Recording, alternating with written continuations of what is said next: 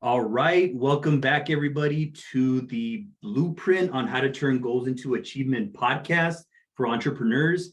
I am your coach and speaker, Andres Ruiz, and today we have a very special guest, somebody that I go way back with. I mean, I'm from Nogales, Arizona, and I mean, I still remember listening to Sunday night slow jams with this gentleman right here. It's just a privilege and an honor to have him on the show.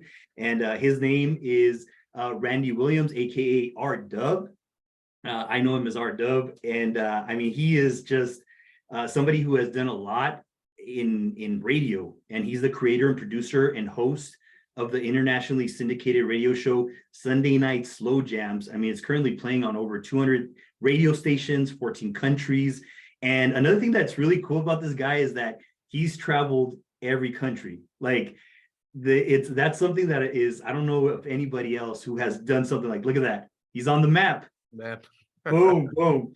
Yeah. So, I mean, just this guy, he really doesn't need an introduction, but I'm really honored and blessed to have you on the show. How are you feeling today, man? Feeling great to talk to you. And, you mentioned the name of a city that's near and dear to me, which is Nogales. And for those not in the area, Nogales is a border town. It's both Nogales, Arizona and Nogales, Sonora, as you know, on the Mexican side. And Yeah. what a special place. And so all of a sudden, you ask how I'm feeling. I'm feeling great because all of a sudden these memories come rushing back. We did some of our most fun and biggest radio promotions ever in Nogales. So I have so much love for your city.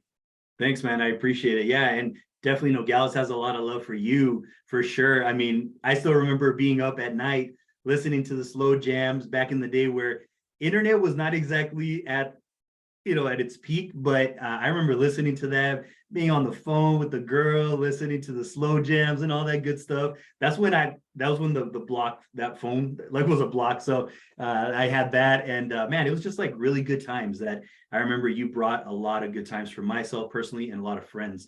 But and I every time that I have somebody on the show, I kind of like to get it started where they kind of like brag on themselves a little bit. And so R Dub, I want to ask you, what would you say is your superpower? Tell us about that. Man, that's a super. I would say, I'll say this. I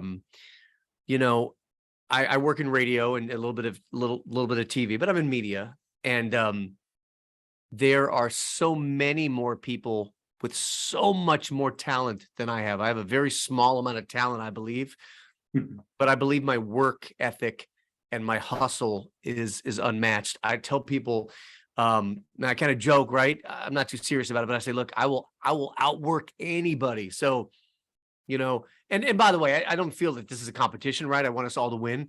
But as far as, kind of climbing the ladder and especially in media and making a career for yourself, man, I'm not the most talented at all. There's so many more people in the room more talented than me, but I always say I will outwork those people. So it's a double-edged sword. It's a blessing, but it's also a curse because I work, 7 days a week from sun up to when it's time to go to bed. But I'm not complaining because it's work that I enjoy. I'm not digging ditches or I'm not doing a boring desk job. I'm loving it.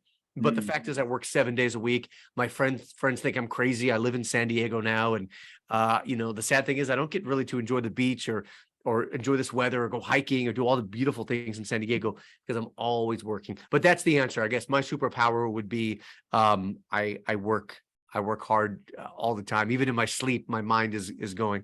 Yeah.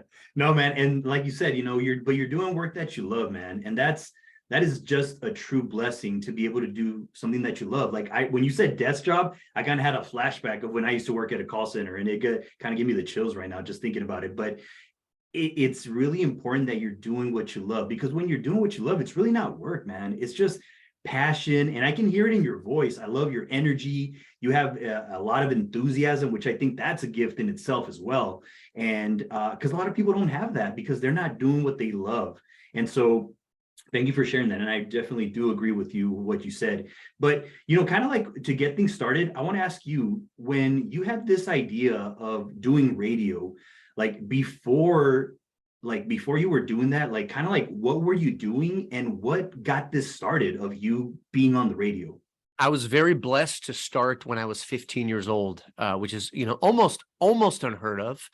And now I will tell you that this is where I get to brag on Tucson.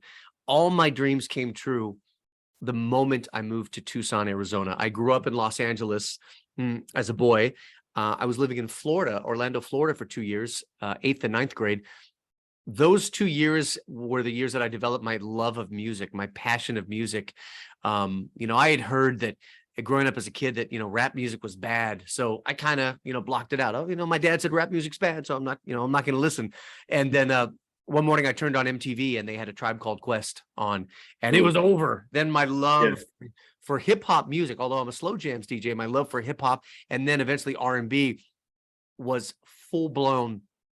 I moved to Florida and I was trying to find the pop radio station in town. My very first night in a new house in a new town, I turned on the radio and I accidentally stumbled onto the Quiet Storm, the local slow jams show on the radio station in Orlando. And it was over with. The very first song was called All I Do Is Think of You by Troop. And I remember listening to it thinking, these lyrics are exactly how I feel as this romantic 13-year-old kid, crushing on this girl in 8th grade. So that was it. And at 14, I realized, you know what, I know what I'm going to do. And it was 14 years old when the light bulb went on.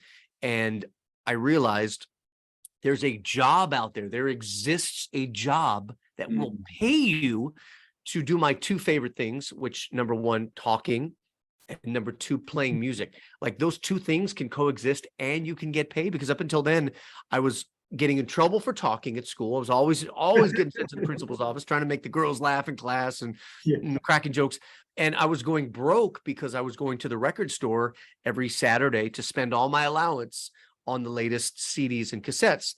So now here is boom, this moment where, wait a minute, I can do both those things and not get in trouble, not waste my money, but actually get paid. So bam, that was that. So that was it. And the moment I moved to Tucson, Arizona, dreams started coming true in every direction rapidly. Wow, that's amazing. And I love how, at such a young age, you kind of discovered like what you wanted to do with your life. And like you said, you talked a lot, which of course in school, that's not a good thing, but in radio, that's a great thing. And then also you mixed what you loved, which was listening to music. Like right now, if I were to ask you, what was the kind of like a cassette or a CD? Because I know we're from the cassette days and CDs, but if I were to ask you, what was that one cassette or that CD that was kind of like on all the time? What would you say that is? Definitely I'll Be Sure. Okay. Do you know, are you familiar with I'll Be Sure? I'm not. So if you heard his songs, you would. Night and Day is Probably one of his songs. He's amazing. He's #1 records. Definitely Jodeci and Boys to Men and Mint Condition and a million more. But let me just go back, not to derail this where you're going. But you mentioned that it was cool that at a very young age, I figured out what I wanted to do. I think that would solve so many, not to be all philosophical here, but that would solve so many of the world's biggest problems. Because I tell you this with youth, because I tell you this as a 12 and 13-year-old, I started doing bad things, and not horrible things. I didn't do drugs. I didn't join any gangs, but I did dumb stuff, a little bit of vandalism. I may or may not have, lit some trash cans on fire at school. I mean, just like doing some dumb stuff, and I'm not proud of it at all. I stole hood ornaments off of cars, which I'm not proud of because I think thieves are horrible.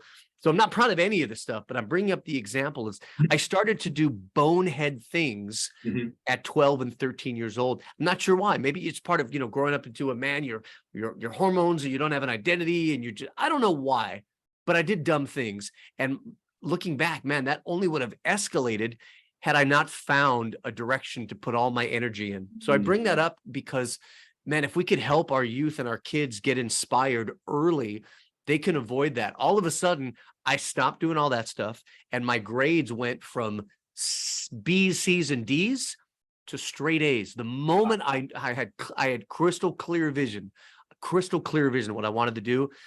Nobody told me you got to get better grades. I did it myself. Nobody told me. My parents didn't do it. My teachers didn't do it. I said, I want to be in radio. Here's the path. I'm gonna get straight A's because I want a scholarship. I want to go to college and I want to get in radio. I was able to get in radio a lot earlier, before even college, which was crazy. But my point is I had a clear direction and I stopped doing the nonsense. And if we can help kids early on come up with something they're super passionate about, I don't know, man, I think it would fix a lot of the problems going on. Man, wow, that's so true, man. And I agree with you 100%. Like me personally, I do a lot of speaking for high schoolers, middle schoolers, college students. And you're absolutely right, man. There's no sense of direction. They don't know where they're going.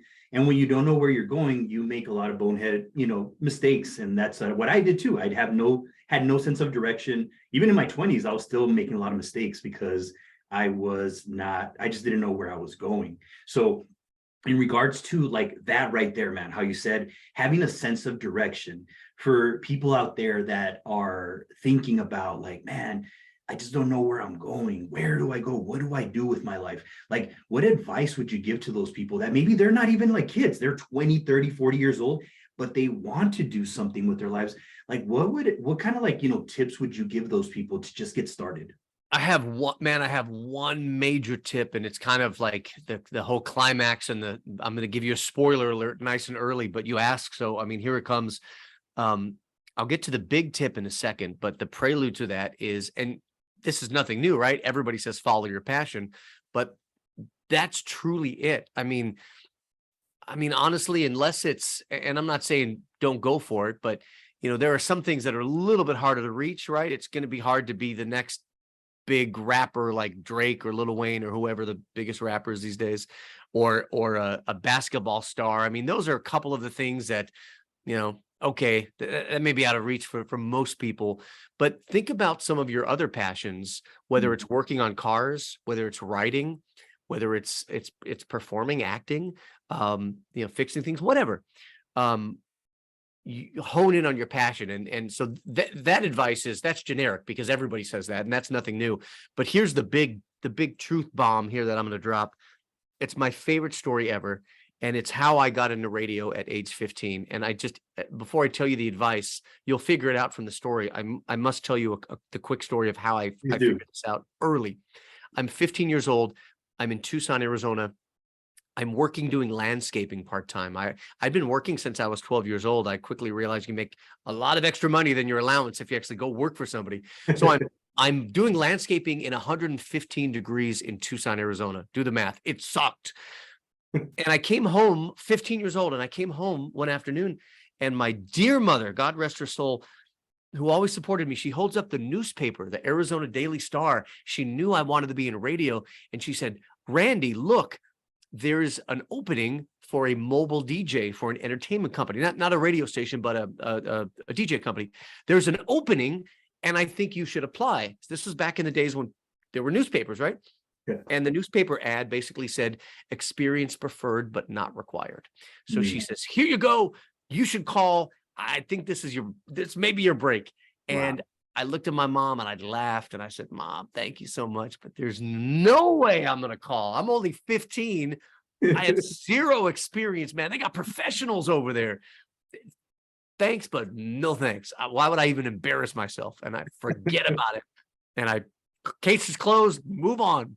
So the next day I come home, all right, from landscaping. I'm tired, I'm hot, bleeding from the cactus, stinking.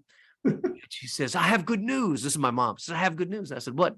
She says, "Well, I went ahead and called the company for you, and I talked to the owner, and I told him all about you, and he can't wait to talk to you. He's looking forward to your call tonight." And you got to remember, man, at 15 years old, and I hate to say it, man, but at 15, that was the age where I was embarrassed of my parents. And of course, I very proud of my parents now, but comes that time for a lot of kids when you don't want anything to do with your parents, right? I was furious. Said, "Mom, you called? My mom called my future employer? You've ruined me. This is horrible." I was furious at my mom. What did you do to me? Well, I had to call because this guy was expecting my call. So I remember going in my room and closing the door and like, this is awful. Picking up the phone. "Hi, this is Randy. Yeah, my mom called. I'm sorry about that. Yeah, I kind of want to be in radio." And so the owner This guy's name is Ron Koss. He owned this DJ company. He was super nice. He's like, all right, you know, cool. Why don't you come by? Why don't you come by and we'll do an interview in person. You can see the setup. He's like, your mom was a sweetheart. Your mom was great. I'm like, okay. So I end up going for this interview. Sure, of course, my mom drives me there. I'm like, Mom, you know, drop me down the block.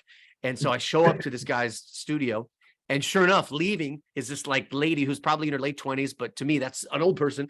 And she has a business suit on, and she's leaving with a little briefcase. And I'm like, God, man, these are the people I'm up against, man. They have experience. I'm a 15-year-old kid. I don't even have a car. And I do the interview, and a week later, Ron Koss calls me and said, Randy, hey, you know what? We've had people more experienced interview, but I really liked your vibe. I liked your desire.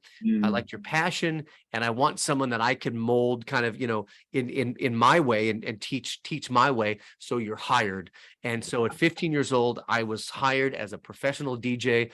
And this was before everybody was DJs with their laptops. This was when being a DJ, man, you had to earn it, because it was all record players and CD players and mixers and big speakers. Anyway, that's how I started.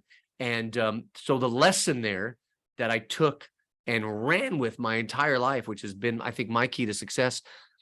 The lesson that my mom taught me was never, ever, ever, ever be afraid to ask for something, even if you're not qualified for it, even if you think, man, there's no way I'm going to get it. My friend Andres, I kept doing that my entire life. It's how I got on Shark Tank.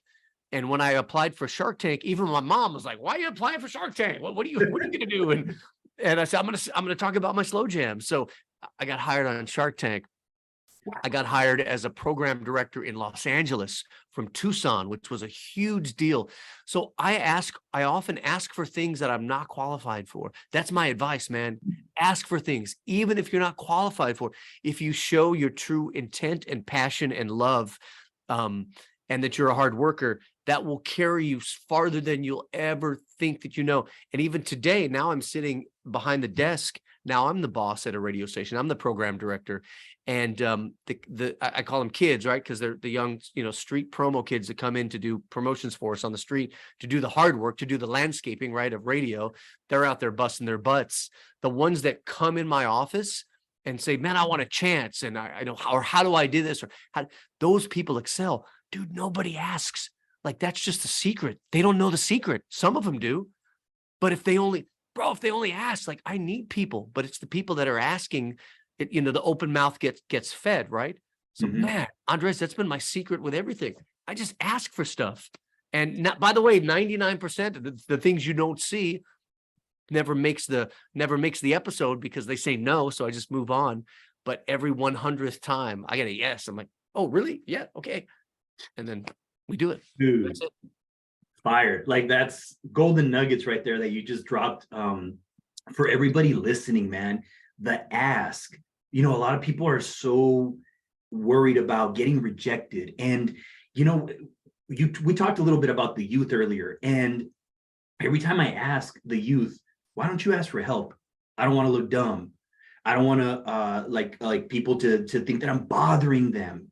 I don't all these like worries just like coming up, and that's why people don't get what they want, because they don't ask for it.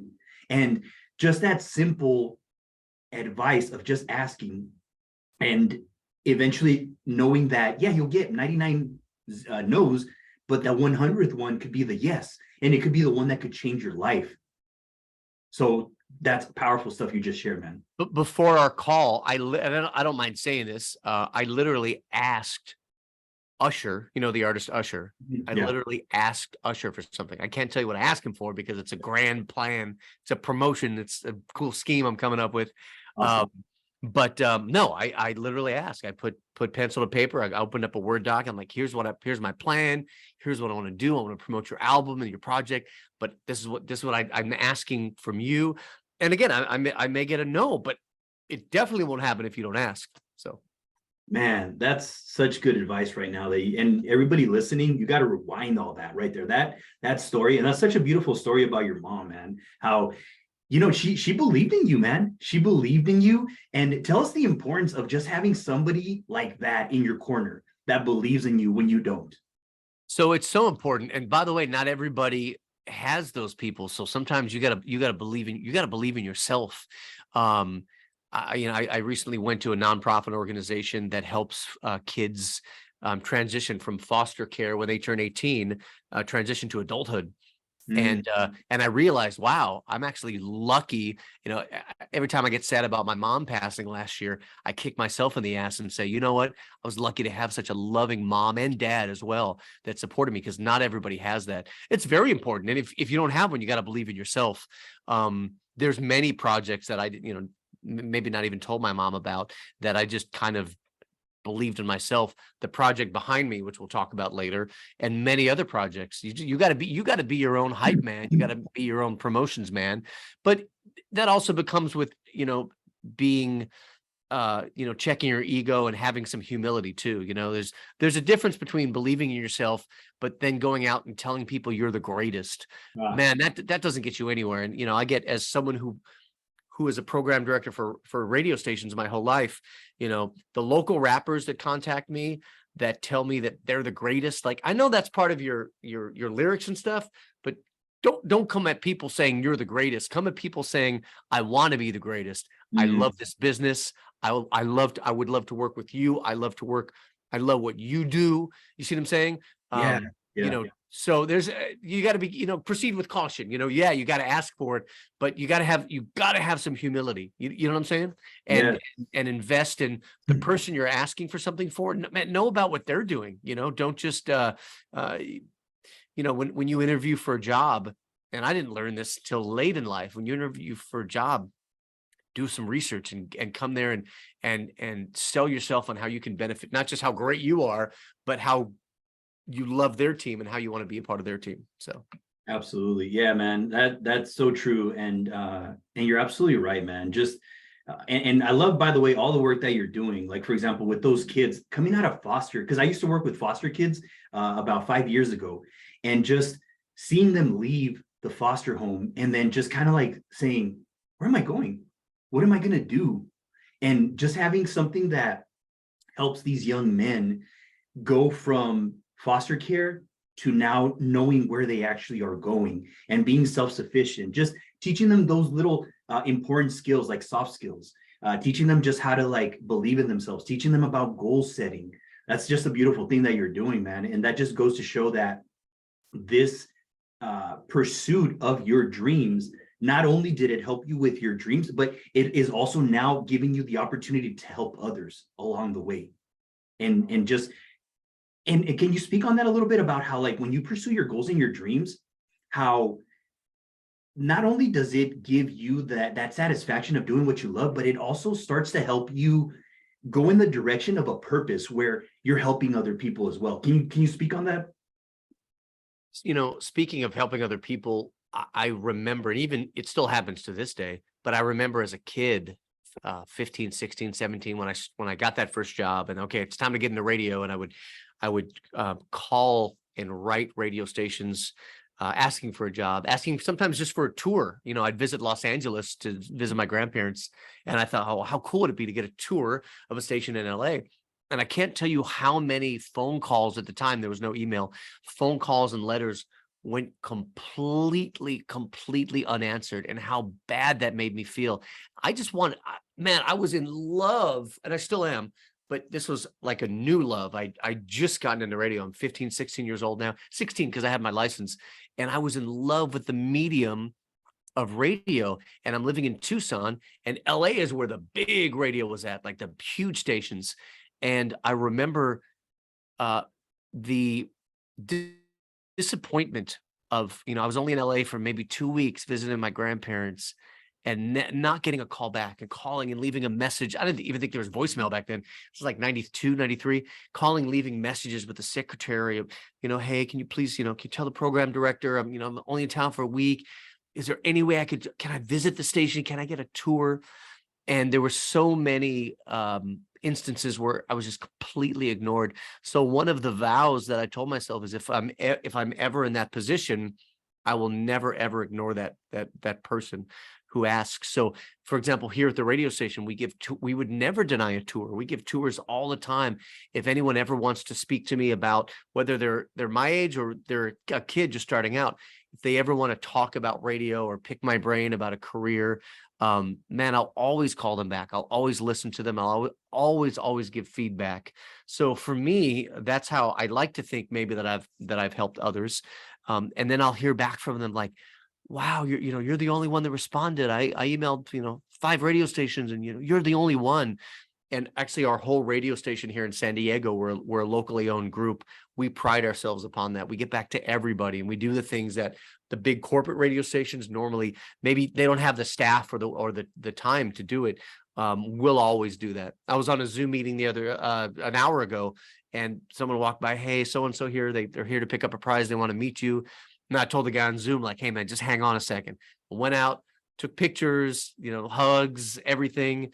And yeah, man, it just, I don't know, helps me feel good about the path I chose. Absolutely. I love that, man. And not only when we're given to people, the beauty about it is that we're also receiving, and we're receiving that appreciation and that gratitude. And there's nothing like that when people are being appreciative and grateful for you giving them just some like couple of minutes that they will always remember for the rest of their lives. So yeah, I mean, look, they say, right, you should do things for people, not ever expecting anything in return. The coolest thing is that happened in life is one of the coolest things.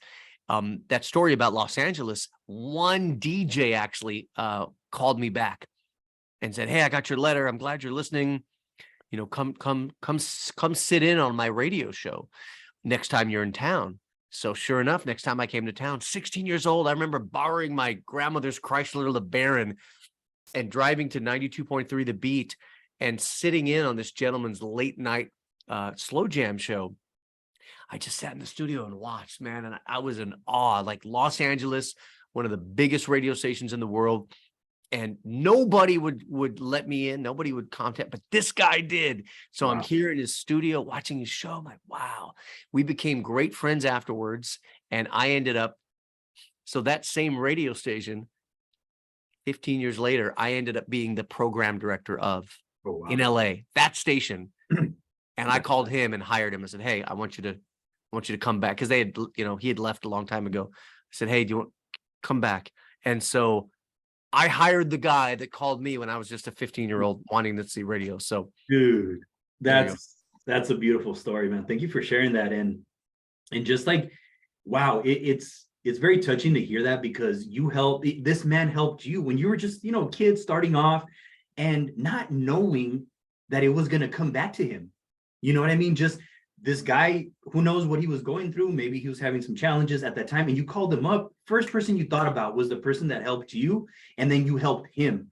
And then there's that law of reciprocity, it comes back to you, like when you give, it'll come to you. Maybe not in the way that you thought it would, but it will come to you from some other place, because you're just doing it with the intention of serving and giving. And that's just a beautiful thing to be able to do for other people, because you just never know, that person might be needing just like a simple word of advice, or just like somebody to just believe in them. That simple act can go such a long way. And even not even that, sometimes just acknowledge them, even if it was a callback saying from one of these guys that I called, hey, I'm really sorry, I don't have time to give you a tour, good luck with everything.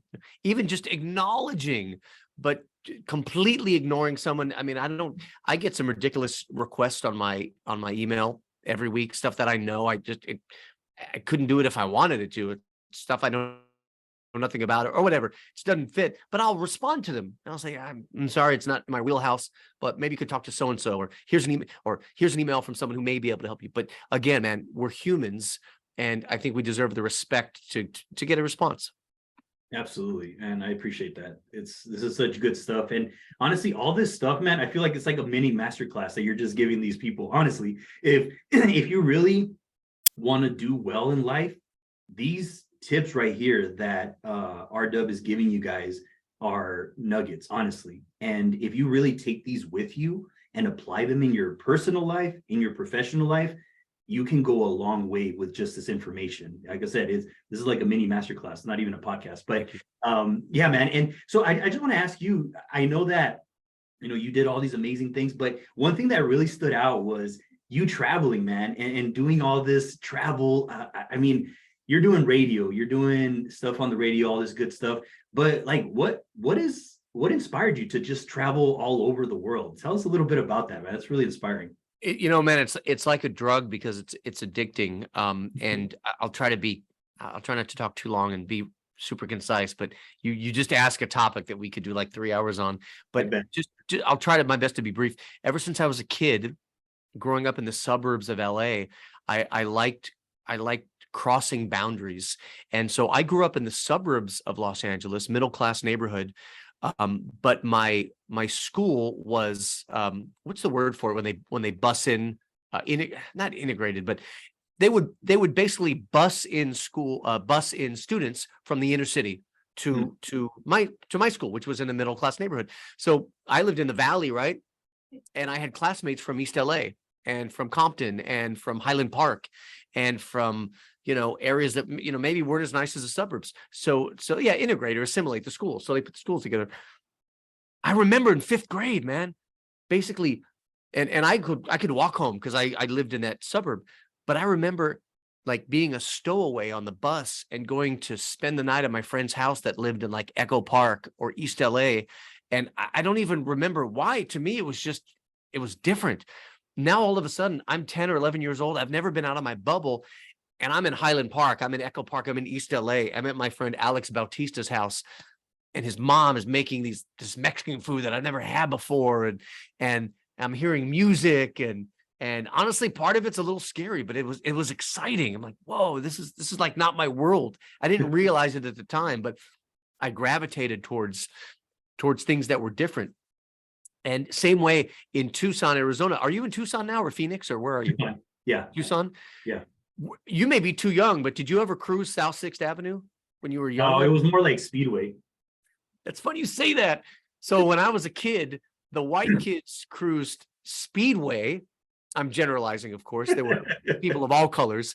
But in Tucson, Arizona, it was the preppy kids that had the mini trucks and the Hondas. They would cruise Speedway. The lowriders would cruise South 6th Avenue in South Tucson, which had a bad reputation. And I had a 1983 Oldsmobile Cutlass Supreme. For all intents and purposes, I had a Chicano mobile. I still have that car, by the way. And my buddy, my best friend, white kid from the north side, from Mountain View High School, we'd go cruising, and I'd be heading towards South 6th Avenue. He'd be like, "No, come on, don't go to South 6th. Let's just go on Speedway." I'm like, "No, we're going to South 6th." And so I would cruise South 6th again, man, out of my element. I didn't grow up in that neighborhood, but something about it. So I'm cruising South 6th in my lowrider. My point is, I've always been attracted to things outside my element. So my first trip, that same best friend, by the way, promised he'd go to Brazil with me. I was in my early 20s, and he flaked the first year. He's like, "No, man, I can't go." I'm like, man, well, how about next year? He goes, "Next year I'll go." Next year comes around. He flaked again. I decided to go to Brazil by myself. It was I'd never traveled before at all, much less alone. And I was scared to death. I'm like, is this going to be like going to Disneyland by yourself? Am I going to be is this going to be horror? Am I going to hate it? I couldn't imagine traveling somewhere by myself. But I said, look, man, I'm not getting any older. Let me go to Brazil while I'm in my 20s, And so I did. And my first 10 days in Brazil, probably one of the 10 most best days of my entire life. So much to the fact that when I was leaving Brazil at 26 years old, when I was in the airport leaving Brazil, physical tears. I was physically crying like I was leaving a love. I didn't realize that you can fall in love with a country like you can fall in love with a woman. And man, I was just... So I ended up moving to Brazil when I turned 30, and I quit my job in Tucson. I sold my car, kissed my mom goodbye, and I moved to Brazil, and I lived there a couple of years. It was then where I said, I'm in Brazil. Let me see if I could finish the Americas, so South and Central America. Let me finish that by the time I turned 40. And I did that, and it was a very cool mission. Along the way, I found some very bizarre countries, including a country in South America that speaks Dutch. For example, there's a country in South America. I know I'm going all over the place, but it's all going to come back. There's a country in South America called Suriname. They are right above Brazil, next to Venezuela. Their official language is Dutch. Well, interesting. I'm in a country that none of my friends have even heard of. And it was weird. It was bizarre. And that kind of lit the flame to see the rest of the world. I really like the bizarre places. I like the places where there are no other tourists. And I also like the places you're not supposed to go. So I love visiting Venezuela, which is unfortunately having some tough times. Libya, Iraq, Iran. Where's some of the crazier places? Somalia. I was in Syria for the first time in March. I get off on my endorphins fire at rapid pace when I'm somewhere that I'm not supposed to be. Like, you're not supposed to be there. And I look around and there's like no other Americans. I don't love going to places where there's a million tourists, like, like Rome or, and I love going to Mexico, but everybody goes to, what's the place? They're going to Cancun, Quintana Roo, there's the name of that place that like every hipster, every Instagram Tulum, person something like that. Tulum. That's right. No offense, man. Tulum looks beautiful, but every Instagram person's like, look at me. I'm in Tulum. Yeah. I mean, if that's you, that's fine. But I love going places where there's no Americans. In fact, I love going places where I meet the locals and they're like, yo, why'd you come here? I was at the embassy in San Francisco for Venezuela before all of the embassies closed up, because we have political fighting with Venezuela.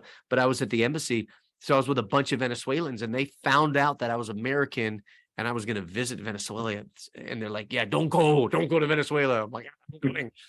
So anyway, that was it. And about 10 years ago, I went to Europe. I saw maybe 7 or 8 countries in 2 weeks. So I just did the math. I'm like, man, if I could visit like 7 or 8 countries per vacation, maybe I could see the whole world. And then the genie was out of the bottle, and I went to Africa and started going everywhere, and so I'm going to see every country in the world. And I finished in May. So wow, that's awesome, man. Thanks for sharing that. That's very impressive to do something like that, man. And I can imagine just the experiences that you had are unforgettable. So and I know that you were kind of mentioning a little bit, we're kind of like all over the place, like John Madden, gonna go all over the place. But you were talking a little bit about that Slowjamastan. Tell us about that, man. What is it about? I know you want to talk a little bit about that. Tell us a little bit about that, if you don't mind. So this is where you're going to think I'm a weirdo or a genius. So you have to pick. All right. Maybe a little bit of both. But the short story is I bought 11 acres of land in the desert in Southern California and seceded from the United States and declared independence. And now I have my own country. So this is the passport. Here's what the passport looks like. Passport's pretty dope. Interesting. Nice. And I'm a crazy dictator. Here's me in the passport. This is you can see this passport's been stamped. Wow. But I'll give you a little. Here's me riding a donkey. I play the part of a crazy dictator. Here's our official driver's license. You can see we have that Republic of Slowjamastan. We have money. This is our currency. Oh wow! What? Oh yeah, man. Oh, we got it's real land. We have a police car. We have a fire truck. We have a border patrol car. And so yeah, man, that's Slowjamastan. And why did I do it? It's honestly really for a creative outlet. There's actually, so now to kind of pull back the curtain and go behind the scenes, there's actually a hobby called micronationalism. And there's a bunch of weirdos like me out there that make their own micronations. And sometimes it's just the guy's backyard. I found out a lot of kids are doing this. So like a lot of kids will just like basically like make their room their own country and do a Twitter account. And then there's big micronations. There's micronations bigger than mine, but it's a silly hobby. Have I really seceded from the US? Of course not. Did I send Joe Biden a letter? Absolutely, I did. I'm having fun, man. I'm just being a clown. I dress up as a sultan. I have a whole outfit. If you Google Slowjamastan, that's me in my sultan uniform. But CNN picked us up, so now I'm doing all these appearances. We went on WGN TV Chicago. We went on KTLA. I was on the news yesterday. I entered a guacamole contest where I dressed up in my sultan suit and made guacamole for the people of Slowjamastan. I won first place. I was really excited. So it's this silly thing. I don't recommend you do it because I've wasted a lot of money doing this. But there's a business play We're selling a lot of merchandise. You can name a state. We have 12 states. You can name your own state for $2,000. Oh, So there's a wow. little bit of business involved, but I didn't do it to make money. I did it for fun. I'm trying to think if I have anything else in my office. Um, this is the embassy. So I took my radio station office without permission to my boss, and I made it the embassy or the consulate in America, the Republic of Slowjamastan. By the way, I swear to God, dude, we won the award for best foreign consulate in San Diego. I'm not making this up, dude. So I just took the idea and I went ham on it, man. I went ridiculous. Like I said, we have our own cop car. Our border patrol guy got pulled over last week and detained by the cops because they're like, "Oh, you're impersonating an officer," and he's like, "No, I'm not. My truck says Porter Patrol. We switched the P and the B, and it has the green stripe, but it says Porter Patrol." And they had him in handcuffs for 15 minutes before they realized, wow. "Yeah, this guy's just clowning around." That's So that's Slowjamastan. But anybody can be a citizen. It's free to be a citizen. You can go to the website and you can apply. It is honestly, man, besides the satire and we make fun of things, the number one law in Slowjamastan is Crocs are illegal. So you cannot cross our borders wearing Crocs because I think they're the ugliest, silliest, most ridiculous shoes. Andres, back in my day, you used to at least try to be presentable and look halfway cool when you left the house. I don't wear brand names. I don't wear Gucci or any of that. I shop at Ross. I shop at TJ Maxx. But geez, man, I'm not going to walk around town wearing Crocs. I mean, have you lost all self-respect for yourself? So I talk in a foreign accent. I wear a Colonel Gaddafi suit along with the hat, and we arrest people for wearing Crocs, and it's just fun. And I'll wrap up here with the Slowjamastan. But the one lesson is when everyone joins us, either online or the few people that actually make it out there to some events, one thing rings true in all sincerity. We leave all of the politics outside.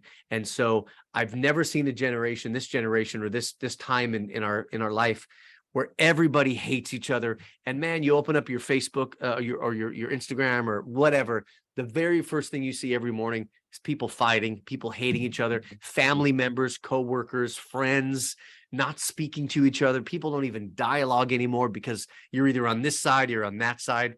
Man, that's bull. So when you come to Slowjamastan, we leave all of that aside. No politics allowed, no labels. I don't care who you pray to. I don't care who you make love to, what color you are, where you're from. I don't care any of that. You're simply Slowjamastani when you are in my country.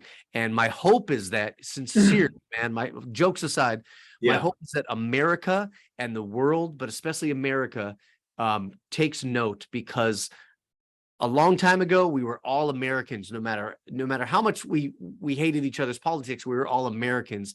And I think that's been lost. And even in other countries, even in Brazil, and I can say this because I've traveled to those countries, even places like Brazil or whatever, even when the people are fighting over politics, they're in the streets protesting, they're waving the Brazilian flag and they're saying, man, we're Brazilians, no matter what kind of BS is happening in politics. They don't do that in the US anymore. And that hurts me. So when you see people protesting in the US, unfortunately, man, they're not waving the American flag. And that's what's wrong, because we're all Americans. And so my little science project of Slowjamastan is my rules. I'm the dictator. So when you're in Slowjamastan, if you're mad at the Sultan or whatever, that's fine. But you better wave that Slowjamastani flag. We're all Slowjamastan when we're here. So I hope America and maybe people will take note of that. I love that. Yeah, good stuff, man. Yeah, I appreciate that. That was so funny. But like you said, all jokes aside, just coming together as one, man. And it's true, man. It's unfortunate sometimes how, whether it's politics, religion, or whatever it is, that it could separate people. And I've seen it where, friends, family members, they go against each other because they're on the different side. And it's unfortunate, man.